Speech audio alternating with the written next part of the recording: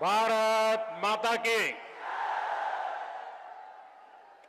भारत माता की। ये जो ऊपर हैं, अगर आप में से कोई नीचे गिरा तो मेरा क्या होगा?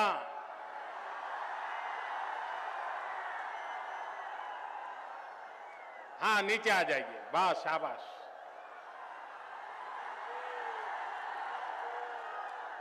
देखिए, ऐसा मत कीजिए। जगह बहुत कम पड़ गई है तो आपको तकलीफ हो रही है।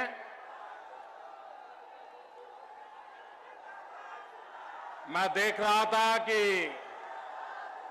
एयरपोर्ट से यहां तक पूरे रास्ते भर ऐसा ही मानव मेल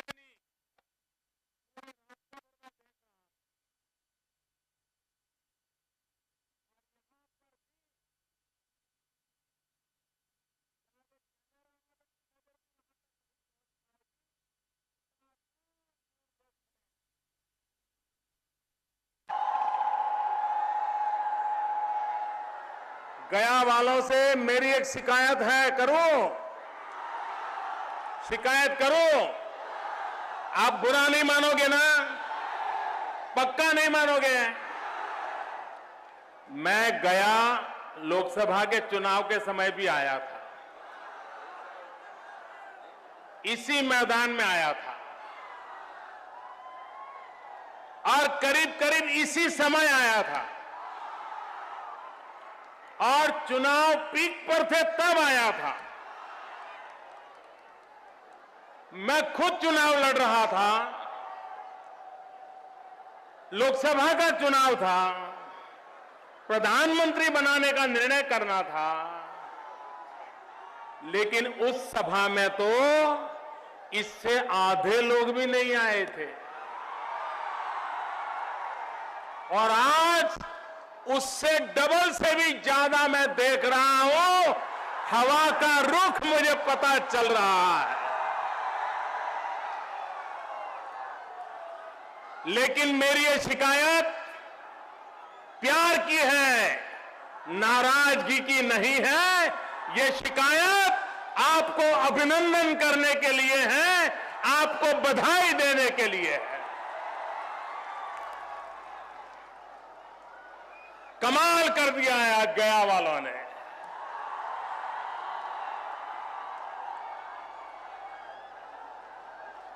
ये हमारे जीतन राम जी की कर्मभूमि है ना। हाँ।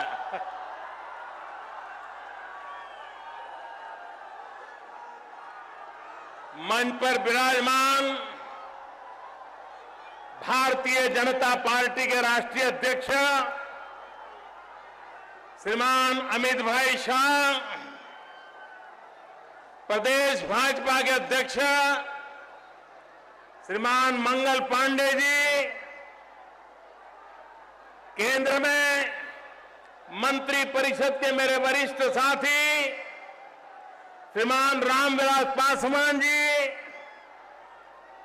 हम पार्टी के संस्थापक और बिहार के पूर्व मुख्यमंत्री श्रीमान जीतन राम मांझी जी, केंद्रीय मंत्री एवं रालोसपा के राष्ट्रीय अध्यक्ष श्रीमान उपेंद्र कुशवाहा जी, बिहार विधानमंडल के नेता श्रीमान सुशील कुमार मोदी जी, बिहार विधानसभा में प्रतिपक्ष के नेता श्रीमान नंद किशोर यादव जी, केंद्र में मंत्रिपरिषद के मेरे साथी श्री अनंत कुमार, भारतीय जनता पार्टी के राष्ट्रीय महासचिव श्रीमान भूपेंद्र यादव जी, पूर्व मंत्री और हम सबके मार्गदर्शक श्रीमान डॉक्टर सीपी ठाकुर जी, केंद्र में मेरे साथी मंत्री श्रीमान राधा मोहन सिंह जी, श्री रविशंकर प्रसाद जी, श्री राजीव प्रताप रूडी जी, श्री गिरिराज सिंह, श्री रामकृपाल यादव जी, हम पार्टी के प्रदेश अध्यक्ष श्रीमान शकुनी चौधरी जी, रालोसपा के प्रदेश अध्यक्ष मेरे मित्र डॉक्टर अरुण जी, राष्ट्रीय प्रवक्ता श्रीमान शाहनवाज हुसैन जी, मंच पर विराजमान सभी वरिष्ठ महानुभाव और विशाल संख्या में पधारे हुए गया के मेरे प्यारे भाइयों और बहनों,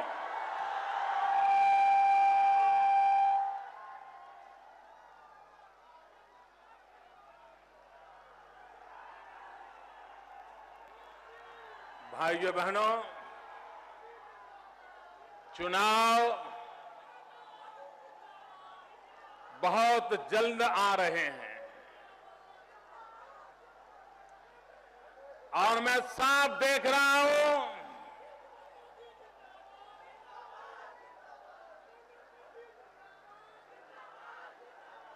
बिहार की जनता ने दो फैसले कर लिए हैं। बिहार की जनता ने दो निर्णय कर लिए हैं। एक निर्णय बिहार के जीवन में, बिहार के विकास में, बिहार का भाग्य बदलने के लिए एक आधुनिक, ताकतवर नया बिहार बनाने का निर्णय कर लिया है। और दूसरा निर्णय बिहार की जनता ने कर लिया है परिवर्तन का। 25 साल से जिनको झेला है, जिनके हर जुल्म को झेला है, जिनके अहंकार को झेला है, जिनकी धोखाधड़ी को झेला है, इन सब से मुक्ति का पर्व ये चुनाव आने वाला है भाइयों। और ये चुनाव बिहार को जंगल राज से मुक्ति का पर्व बनने वाला है। ये चुनाव बिहार में अहंकारी हुकूमत से मुक्ति का पर्व बनने वाला है। भाइयों बहनों,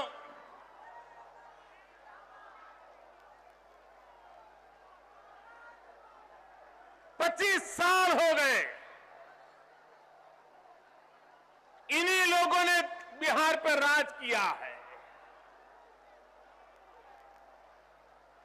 आप मुझे बिहार बताइए मेरे भाइयों बहनों, आज जैसे 25 साल बीते हैं, अगर आने वाले 5 साल भी ऐसे बीते तो नौजवान बर्बाद हो जाएगा कि नहीं हो जाएगा? आपका भविष्य तबाह हो जाएगा। आपको बिहार छोड़ करके रोजी रोटी के लिए कहीं जाना पड़ेगा। बूढ़े मां बाप को छोड़ना पड़ेगा।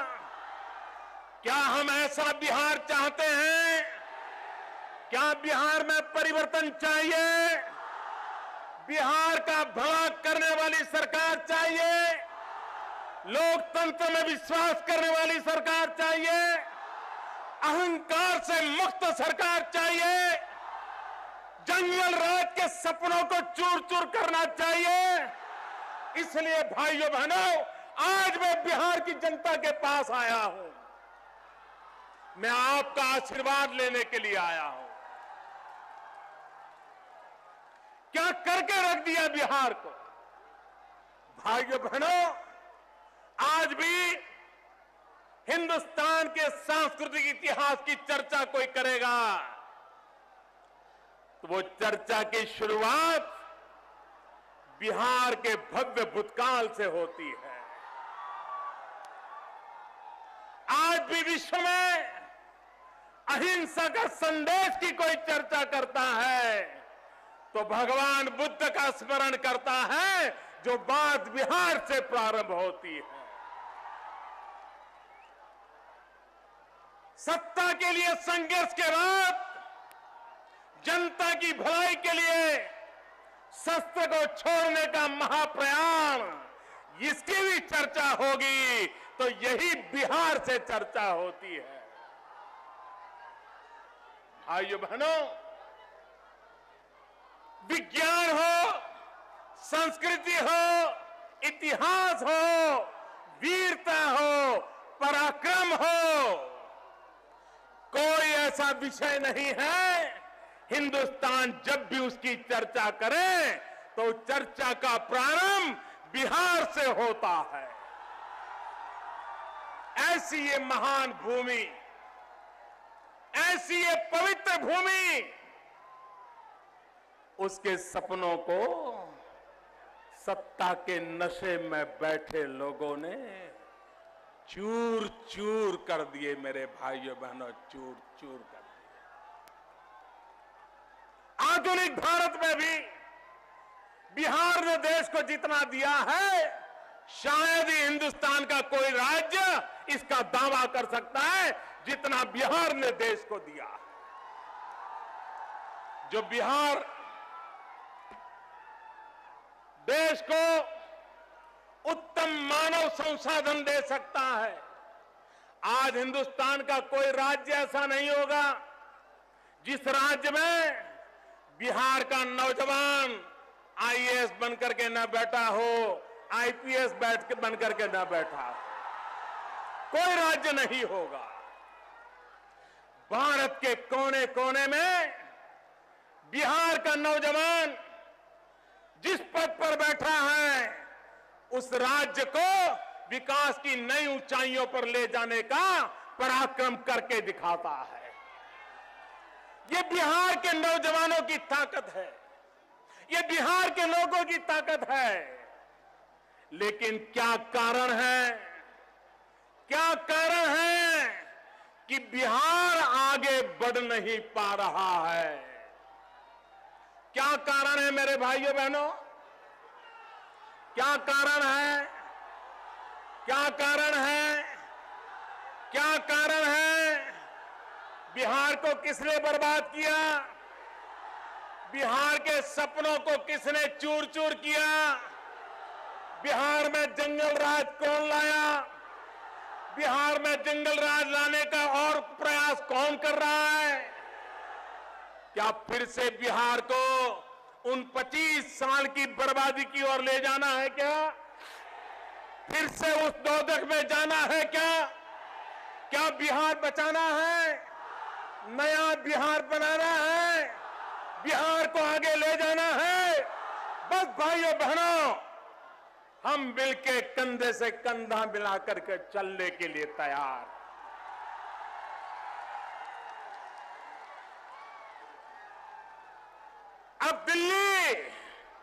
अब दिल्ली बिहार के साथ है। अब दिल्ली बिहार का भाग्य बदलने के लिए आपकी सेवा में तैनात है। और इसलिए मेरे भाइयों बहनों, आज मैं आपके पास आया हूं बिहार के जीवन को बदलने के लिए, एक अच्छी सरकार चुनने के लिए, आपको प्रार्थना करने के लिए आया। बिहार की जनता ने पिछले लोकसभा के चुनाव में मुझ पर इतना प्यार बरसाया, इतना प्यार बरसाया भाइयों बहनों, मैं उस प्यार को ब्याज समेत लौटाना चाहता हूं। विकास करके लौटाना चाहता हूं। लेकिन जो विकास के लिए प्रतिबद्ध हो, ऐसी सरकार यहां होना जरूरी है। भाइयों बहनों, गंगा जी तो बहती है, लेकिन अगर हम उल्टा लोटा लेकर के जाएंगे तो कोई एक बूंद भी पानी घर नहीं ले पाएंगे। दिल्ली से विकास की गंगा तो बह रही है, लेकिन यहां के शासकों का अहंकार वो उल्टा लोटा पकड़े हुए हैं, ताकि दिल्ली के विकास की गंगा बिहार के गांव गली में न पहुंचे। पिछले दिनों जब मैं बिहार आया था, अनेक योजनाएं का शिलान्यास किया। 10-10 साल से रुकी पड़ी थी, कोई देखने को तैयार नहीं था।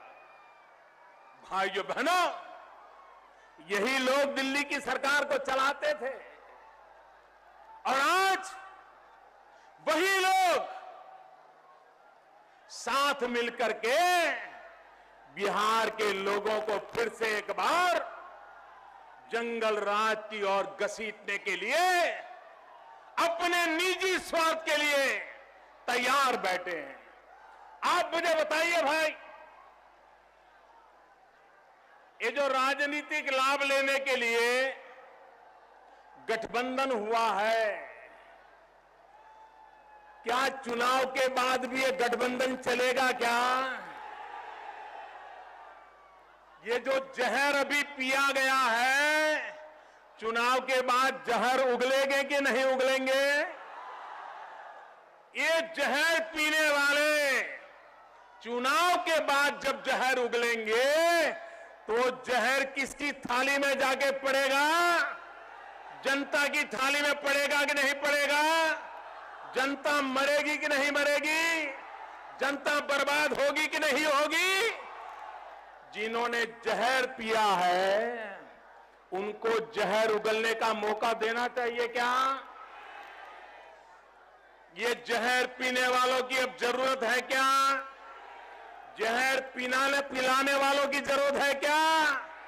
मुझे तो पता ही नहीं चल रहा कि बिहार में भुजंग प्रसाद कौन है और चंदन कुमार कौन है, मुझे तो पता ही नहीं चल रहा।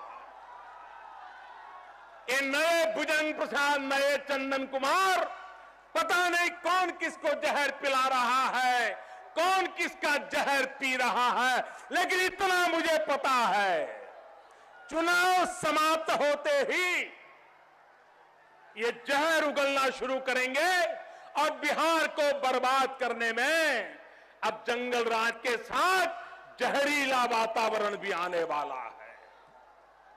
और इसलिए मेरे भाइयों बहनों, बिहार को बचाने के लिए समय की मांग है।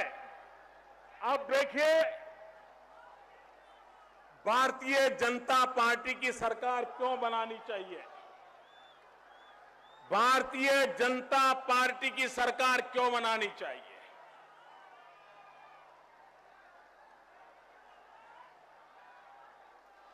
एनडीए की सरकार क्यों बनानी चाहिए? जीतन राम मांझी, रामविलास पासवान, उपेंद्र कुशवाहा, सुशील मोदी, ये सारे अनुभवी लोग, इनके नेतृत्व में बिहार में नई सरकार क्यों बनानी चाहिए? मैं अनुभव से बताता हूं, हमारे देश में कई वर्षों से ये चर्चा चली, बीमारू राज्य। बीमारू राज्य ऐसा एक शब्द प्रयोग चल पड़ा, आर्थिक विकास के पैमानों के आधार पर चल पड़ा और उस बीमारू राज्य में बिहार का भी नाम, उत्तर प्रदेश का भी नाम, मध्य प्रदेश का भी नाम, राजस्थान का भी नाम, ये बीमारू राज्य में गिने जाते थे। लेकिन जब मध्य प्रदेश की जनता ने भारतीय जनता पार्टी की सरकार बनाई, अभी तो वहां 15 साल भी सेवा करने का समय पूरा नहीं हुआ है, अभी तो 10-12 साल हुए हैं। लेकिन 10-12 साल के अंदर अंदर मध्य प्रदेश में शिवराज सिंह चौहान के नेतृत्व में भारतीय जनता पार्टी ने मध्य प्रदेश को बीमारू राज्य से बाहर निकाल दिया। भाइयों बहनों, क्या बिहार को बीमारू से बाहर निकालना है? बिहार को बीमारू से बाहर निकालना है, पक्का निकालना है। मध्य प्रदेश को निकाला भाजपा ने, बिहार को कौन निकालेगा? बिहार को कौन निकालेगा? इसलिए मेरे भाइयों बहनों, राजस्थान ये बीमारू राज्य कहा जाता था। राजस्थान बीमारू राज्य कहा जाता था। आज राजस्थान बीमारू राज्य नहीं रहा। भारतीय जनता पार्टी की सरकार बनी, वसुंधरा जी राजे के नेतृत्व में विकास की नई ऊंचाइयों को पार किया गया। आज राजस्थान बीमारू राज्य से बाहर निकल गया। क्या मेरे भाइयों बहनों, बिहार बीमारू राज्य से बाहर आ सकता है? आ सकता है, आ सकता है। क्या हम ला सकते हैं? हम ला सकते हैं। आप मदद करोगे? आप आशीर्वाद दोगे? मैं आपको वादा करता हूं, 5 साल के भीतर भीतर हम बिहार को बीमारू राज्य से बाहर निकाल देंगे। भाई, आज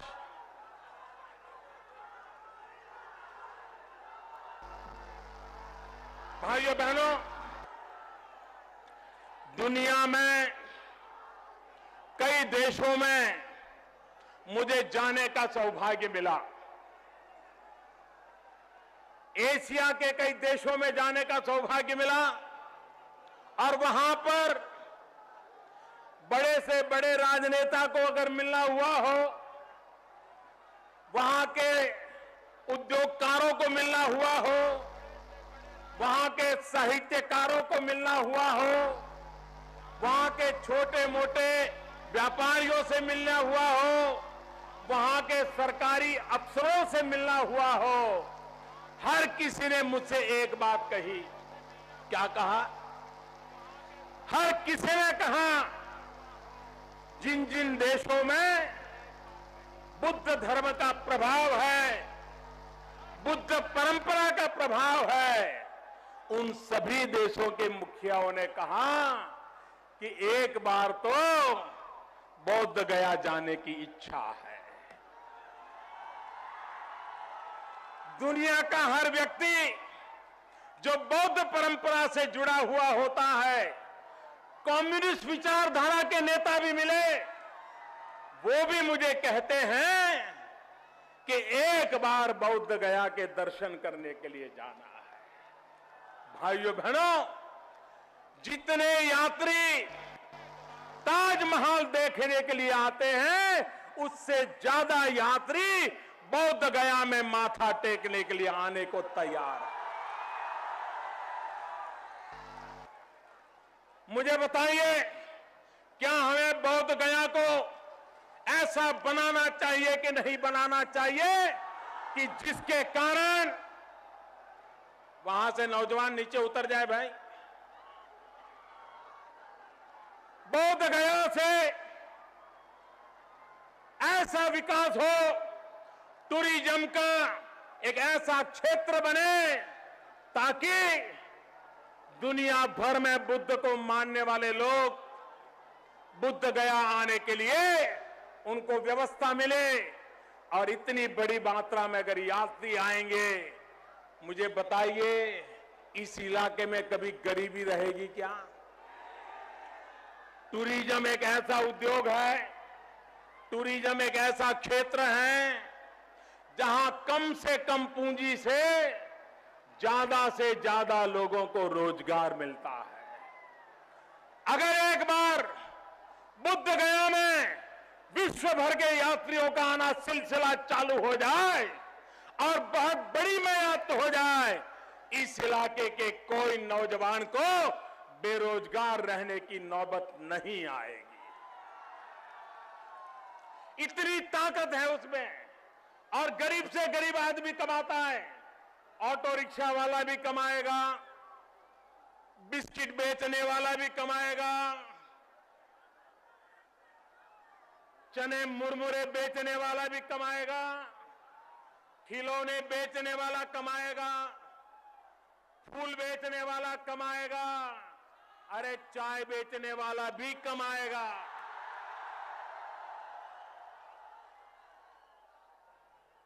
लेकिन भाइयों बहनों, इनकी राजनीति, वोट बैंक की राजनीति इतनी है कि उन्होंने बुद्ध गया का विकास करने की दिशा में कोई प्रयास नहीं किया।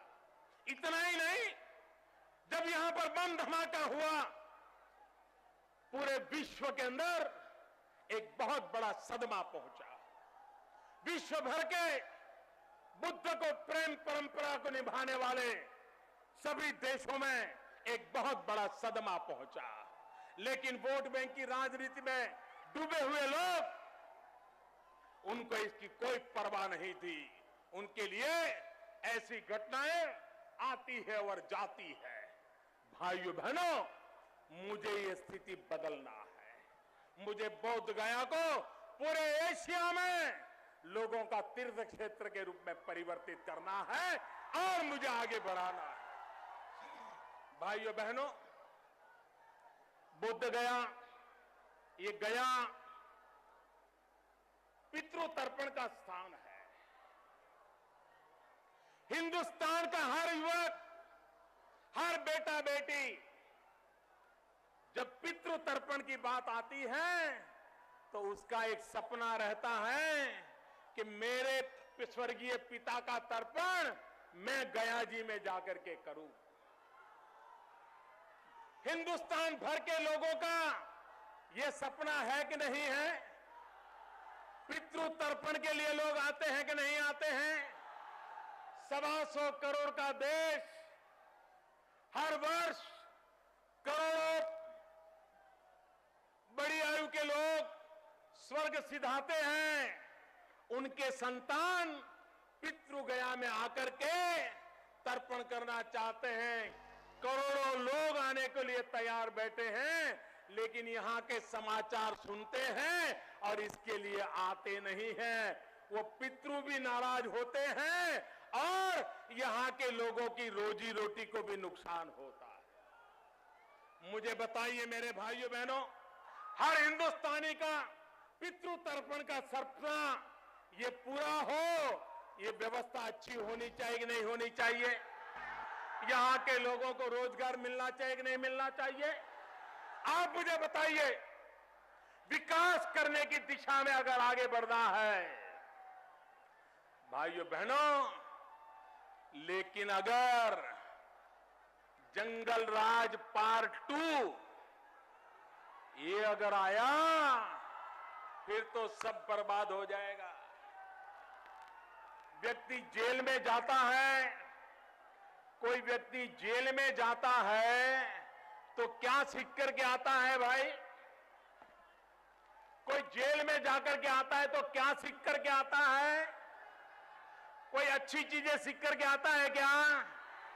बुरी बुरी चीजें सीख करके आता है ना? जितनी बुराइयां हैं सब लेकर के आता है कि नहीं आता है? जंगल राज पार्ट 1 में जेल का अनुभव नहीं था। जंगल राज पार्ट 2 में अब जेल का अनुभव जुड़ गया है और इसलिए बर्बादी की संभावना ज्यादा बढ़ गई है। और इसलिए मैंने पिछली बार जब आया तब मैंने कहा था, आरजेडी का सीधा सीधा मतलब है रोजाना जंगल राज का डर।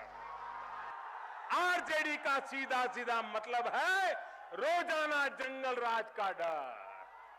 और जो लोग अब उनके साथ जुड़ गए हैं, आपने देखा होगा अभी पटना में सवेरे सवेरे भारतीय जनता पार्टी के कार्यकर्ता को गोलियों से भून दिया गया, मौत के घाट उतार दिया गया। पटना में हुआ, इनके नाक के नीचे हुआ। भाइयों बहनों, ये जंगल राज की शुरुआत है कि नहीं है? ये जंगल राज की शुरुआत है कि नहीं है? और इसके कारण ये जो जंगल राज पार्ट 2 आ रहा है, जंगल राज प्लस जेल का अनुभव जुड़ रहा है, जंगल राज प्लस जहर उगलने का अवसर खड़ा किया जा रहा है। उस समय मेरे भाइयों बहनों, एक तरफ रोजाना जंगल राज का डर और दूसरी तरफ जनता का दमन और उत्पीड़न, जनता का दमन और उत्पीड़न। जेडीयू, जनता जे, दमन डी, उत्पीड़न यू। ये जेडीयू, ये जनता का दमन और उत्पीड़न, और वो आरजेडी रोजाना जंगल राज का डर। आप मुझे बताइए, बिहार को ऐसे लोगों के हाथ में सौंपा जा सकता है? 25 साल जिन्होंने बर्बाद किया, उनको मौका दिया जा सकता है? भाइयों बहनों, आपको हैरानी होगी, पूरे हिंदुस्तान में ये लालटेन वालों ने आपको अंधेरे में रखा है, अंधेरे में। बिजली आती है भाई, बिजली आती है, बिजली मिलती है। परीक्षा का समय हो, पढ़ना है तो बिजली मिलती है क्या? बिजली मिलती है क्या? अंधेरे में गुजारा करना पड़ता है। मिट्टी के तेल पे भी गुजारा करना पड़ता है। पिछले चुनाव में यहां के नेता ने आपको वादा किया था बिजली देंगे। जरा जोर से बताइए, बिजली देने का वादा किया था। बिजली नहीं मिलेगी तो वोट नहीं मांगूंगा, ऐसा कहा था। बिजली मिली, बिजली मिली, धोखा किया, धोखा किया, फिर से वोट मांगने आए, दूसरा धोखा किया। ये बार बार धोखा हो रहा है। आप सांझे में आ जाएंगे क्या? आप इनके झांसे में आ जाएंगे क्या? भाइयों बहनों, जिन्होंने वादा किया था, आज हिंदुस्तान में प्रति व्यक्ति कम से कम बिजली की खपत कहीं पर है तो वो मेरे दुर्भाग्यशाली, मेरे प्यारे बिहार के भाई बहन है। उनके भाग्य को इन्होंने अंधकारमय बना दिया है। हिंदुस्तान में औसत प्रति व्यक्ति करीब करीब 1000 किलोवाट बिजली की खपत है, जबकि बिहार में 150 किलोवाट भी नहीं है। भाइयों, कहां 1000 और कहां 150? छठवां हिस्सा है आपका, छठवां हिस्सा। इतना ही नहीं, बिहार से भी छोटा राज्य सिक्किम, उससे तो बिहार से 6 गुना बिजली की खपत उपयोग वहां के नागरिकों को मिलता है। अरे बिहार से निकला हुआ झारखंड आप ही के यहां से गया, 10 साल के अंदर अंदर झारखंड की स्थिति ये बन गई कि बिहार से झारखंड का नागरिक 5 गुना ज्यादा बिजली का उपयोग करता है। ये आपको अंधेरे में रखने वाले पाप किसने किया है? अंधेरे में रखने का पाप किसने किया है? 25 साल की 2 सरकारों ने किया है कि नहीं किया है? 25 साल के 2 मुख्यमंत्रियों ने किया है कि नहीं किया है? और इसलिए मेरे भाइयों बहनों, जिन्होंने आपको बर्बाद किया है, उनको दोबारा बहार नहीं दिया जा सकता है। आप मुझे बताइए मेरे भाइयों बहनों, शिक्षा के क्षेत्र में आज मैंने कहा, हिंदुस्तान में कोई भी टीवी चैनल उठा लीजिए, आपको 2-4 तो बिहार के तेजस्वी नौजवान उस टीवी चैनल के माध्यम से देश को संबोधित करते नजर आएंगे। ऐसी तेजस्वी लोगों की भूमि है। लेकिन यहां के नौजवानों को अवसर नहीं दिया जाता है। भाइयों बहनों, यहां के नौजवानों को अवसर नहीं दिया जाता है। टेक्निकल एजुकेशन में आज बिहार का क्या हाल है? अगर हमें नौजवानों को रोजगार देना है तो उनको टेक्निकल एजुकेशन देना पड़ेगा, स्किल डेवलपमेंट करना पड़ेगा, इंजीनियरिंग की कॉलेजों में शिक्षा देनी पड़ेगी, डिग्री इंजीनियरिंग करने पड़ेगा, डिप्लोमा इंजीनियरिंग करने पड़ेगा, सर्टिफिकेट कोर्स करना पड़ेगा। बिहार के अंदर नौजवानों को शिक्षा मिलनी चाहिए। लेकिन भाइयों बहनों, आज मुझे दुख के साथ कहना पड़ता है, आज बिहार का हाल क्या है शिक्षा में। 17 से 20 साल की उम्र के 80 लाख से भी ज्यादा नौजवान बिहार में हैं, जिनकी उम्र 17 और 20 साल के बीच में है।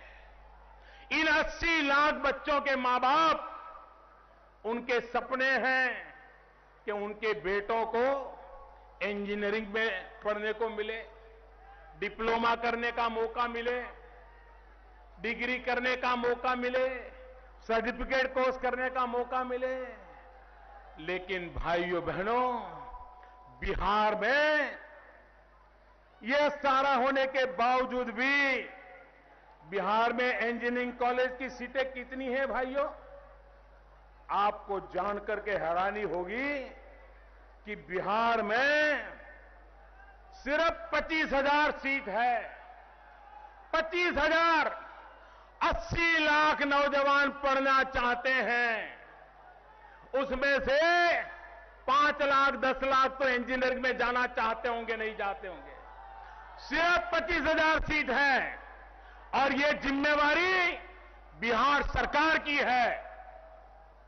25 साल हो गए, सिर्फ 25,000 सीट, इतना बड़ा बिहार। दूसरी तरफ देखिए, हिंदुस्तान के और राज्यों की मैं बात बताना चाहता हूं जो बिहार से बहुत छोटे हैं। हिमाचल प्रदेश आपके पटना में जितनी जनसंख्या है, पूरे हिमाचल प्रदेश की जनसंख्या उतनी ही है। लेकिन हिमाचल प्रदेश में इंजीनियरिंग में पढ़ने के लिए सीटों की संख्या है 24,000। कितनी? और इतने बड़े बिहार में कितनी है? 25,000। इतने छोटे हिमाचल में 24,000, इतने बड़े बिहार में 25,000। क्या होगा यहां के नौजवानों का? भाइयों बहनों, उड़ीसा हमारे बगल में है, पिछड़ा राज्य माना गया, लेकिन उस उड़ीसा में इंजीनियरिंग के विद्यार्थियों के सीटें कितनी हैं? आप कल्पना नहीं कर सकोगे। उड़ीसा जैसा बिहार से भी छोटा प्रदेश, वहां इंजीनियरिंग पढ़ने के लिए विद्यार्थियों के लिए सीटें हैं 1,13,000 से ज्यादा। 1,13,000 से ज्यादा। कितनी? जरा बोलिए कितनी? उड़ीसा में कितनी और बिहार में कितनी? बिहार में कितनी? कौन जिम्मेवार? कौन जिम्मेवार? भाइयों बहनों, पंजाब बहुत ही छोटा राज्य है, बहुत ही छोटा राज्य है। पंजाब में सीटें हैं 1,04,000। कितनी? कितनी? और बिहार में कितनी? पंजाब बिहार से 1/4 भी नहीं है। वहां 1,00,000 सीटें हैं, बिहार में 25,000 है। कौन जिम्मेवार है भाइयों? कौन जिम्मेवार है? जंगल राज जिम्मेवार है कि नहीं है? जंगल राज जिम्मेवार है कि नहीं है? ये दोबारा जंगल राज लाना है? भाइयों बहनों, उत्तराखंड बहुत छोटा राज्य है। पटना की जितनी जनसंख्या है, उत्तराखंड की उससे ज्यादा नहीं है। पटना से भी कम संख्या। उसके बावजूद भी उत्तराखंड में इंजीनियरिंग पढ़ने की सीटों की संख्या है 40,000 से ज्यादा। कितनी? जरा मुझे जवाब दीजिए, कितनी? कितनी? और इतने बड़े बिहार में कितनी? इतने बड़े बिहार में कितनी? मुझे बताइए, बिहार के नौजवानों के साथ अन्याय है कि नहीं है? बिहार के नौजवानों का भाग्य बर्बाद किया जा रहा है कि नहीं किया जा रहा? क्या बिहार के नौजवानों को इंजीनियरिंग में पढ़ने का हक होना चाहिए कि नहीं होना चाहिए? उनको यह सुविधा मिलनी चाहिए कि नहीं मिलनी चाहिए?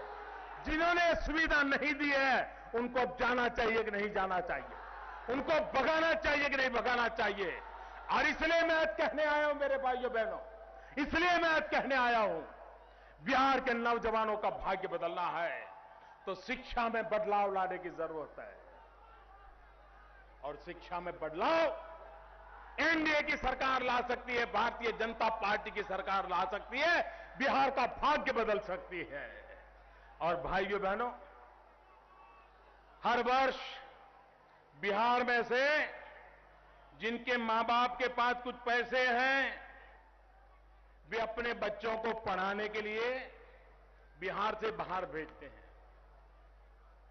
करीब 4-5 लाख नौजवान, आप सोचिए दोस्तों, 4-5 लाख नौजवान पढ़ाई के लिए बिहार छोड़ करके, अपने मां बाप को छोड़ करके, यार दोस्तों को छोड़ करके कहीं न कहीं पढ़ने के लिए जाते हैं। और औसत एक एक युवक को पढ़ने के पीछे खर्चा करीब करीब 1 लाख रुपया आता है।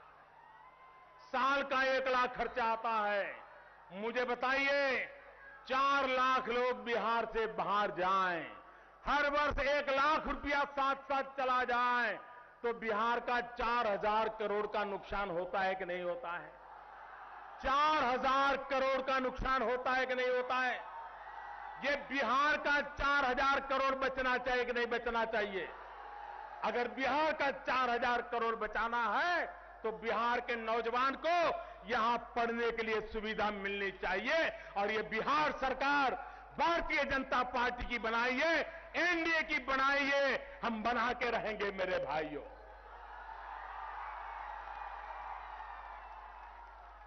और इसलिए मैं आज आग्रह करने आया हूं कि हमें विकास के लिए वोट चाहिए। बिहार को जंगल राज से मुक्त कराने के लिए वोट चाहिए। धोखेबाजी से बिहार को मुक्त कराने के लिए वोट चाहिए। और मैं आपको भरोसा दिलाने आया हूं, मैं बिहार के विकास की यात्रा में कंधे से कंधा मिलाकर चलूंगा। अगर आप 1 कदम चलेंगे तो मैं 1.25 कदम चलूंगा भाइयों। आप 1 कदम चलेंगे, मैं 1.25 कदम चलूंगा, ये विश्वास दिलाने आया हो। और इसलिए मैं आपसे आग्रह करता हूं कि चुनाव के समय भारी मतदान करके परिवर्तन ला करके रहिए, बिहार का भाग्य बदल के रहिए। बहुत बहुत धन्यवाद।